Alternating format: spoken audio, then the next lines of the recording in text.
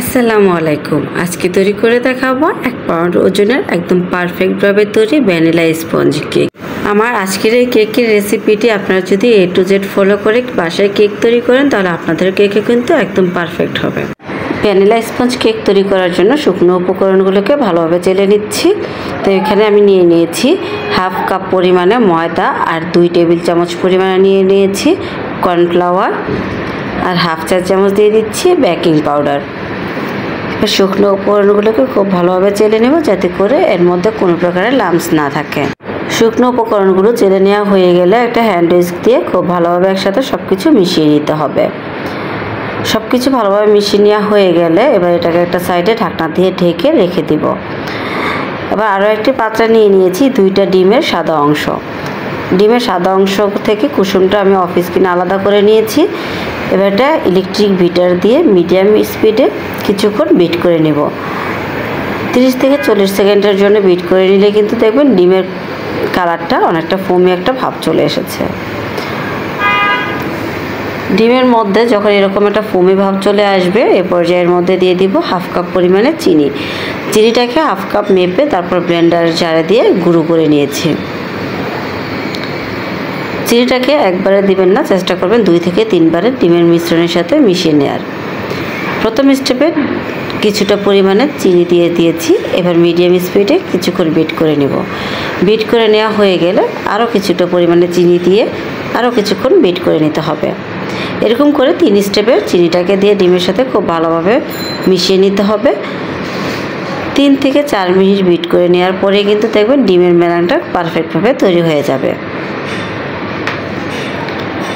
যখন দেখবেন এরকম উপরে ডিমের এই ফোমটা পড়ে গেলে কিছুক্ষণ থেকে তারপর ডেবে যাবে, তখন বুঝতে পারবেন ডিমের মেলানটা খুব ভালোভাবে তৈরি হয়েছে।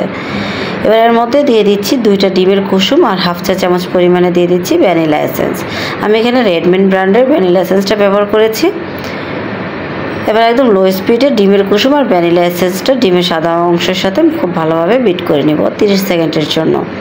এর বেশি বিট করা যাবে না, তাহলে ওভার বিট করলে কিন্তু ডিমের মেলান থেকে অতিরিক্ত পানি ছেড়ে দিবে। এবারে বিটারের কাঠিগুলোকে তুলে নিচ্ছি আর আগে থেকে যে শুকনো উপকরণগুলোকে চেলে রেখেছিলাম সেখান থেকে অর্ধেক পরিমাণে শুকনো উপকরণ ডিমের মেলানের মধ্যে দিয়ে দিলাম। এবার একটি স্প্যাচুলার সাহায্যে আলতোভাবে শুকনো উপকরণগুলোকে মিশিয়ে নিতে হবে যাতে করে ডিমের ফোমটা নষ্ট হয়ে না যায়, এদিকটা কিন্তু খেয়াল রাখতে হবে। আলতোভাবে শুকনো উপকরণগুলোকে মিশিয়ে নেওয়া হয়ে গেলে সেকেন্ড স্টেপে আবারও শুকনো উপকরণগুলোকে আলতোভাবে মিশিয়ে নিব। এটাকে আমি অফিস কিনে মিশিয়ে নিচ্ছি কারণ ভিডিওটা অনেক বেশি বড় হয়ে যাচ্ছে। শুকনো উপকরণগুলোকে কিন্তু খুব ভালোভাবে মিশিয়ে নেওয়া হয়ে গিয়েছে। এবার আজকে এই কেকটা বেক করার জন্য আমি এখানে 7 ইঞ্চি পরিমাণে একটা মোল্ড নিয়েছি। তবে কেকটা আপনি কীরকম উচ্চতার রাখতে চান সেটার উপরে কিন্তু কেক মোল্ডটা অনেকটা ডিপেন্ড করে। আমি কেকটা একটু ফ্ল্যাট করব, তার জন্য আমি এখানে 7 ইঞ্চি পরিমাণে মোল্ড নিয়েছি। তবে আপনারা যদি হাইট একটু বেশি করতে চান সেক্ষেত্রে 6 ইঞ্চি পরিমাণে মোল্ড নিতে পারেন। কেক ব্যাটারটা একটু উপর থেকে ঢেলে দিবেন, তাহলে কিন্তু কেক ব্যাটারের ভিতরে বাবলস ক্রিয়েটটা কম হবে। এবার ব্যাটারটাকে খুব ভালোভাবে একটু ট্যাপ করে উপর থেকে একটু সমান করে নিব। প্রিহিট ওভেনে 160 ডিগ্রি সেলসিয়াসে 25 থেকে 30 মিনিটের জন্য বেক করে নেব। আমার আজকের এই কেকটা বেক হতে 25 মিনিটের মতো সময় লেগেছে। তবে হাইট যদি বেশি হয় সেক্ষেত্রে কিন্তু 30 মিনিটের মতো সময় লাগতে পারে।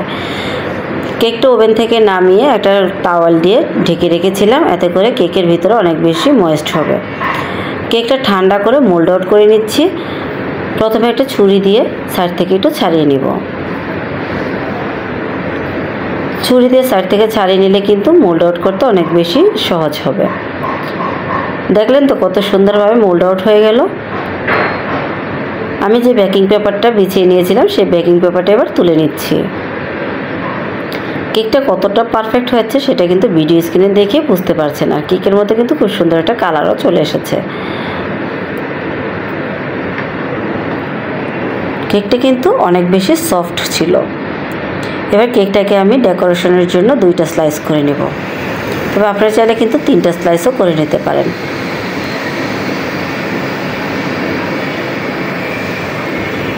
কেকটা স্লাইস করে নেওয়া হয়ে গিয়েছে।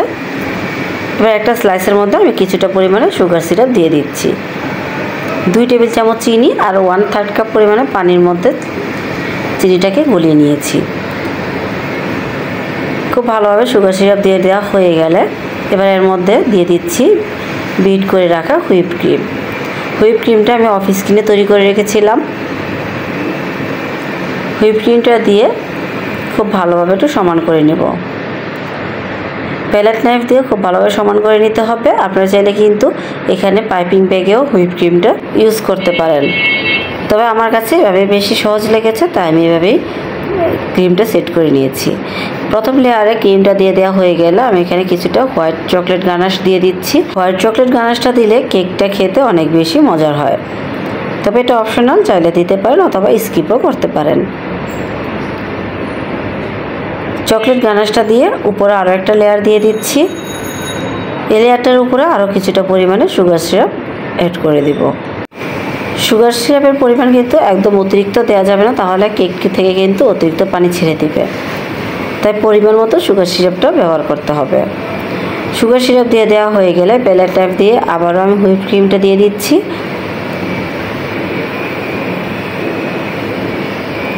প্রথমে অল্প পরিমাণে হুইপ ক্রিম নিয়ে খুব ভালোভাবে কেকটাকে কোট করে নিব।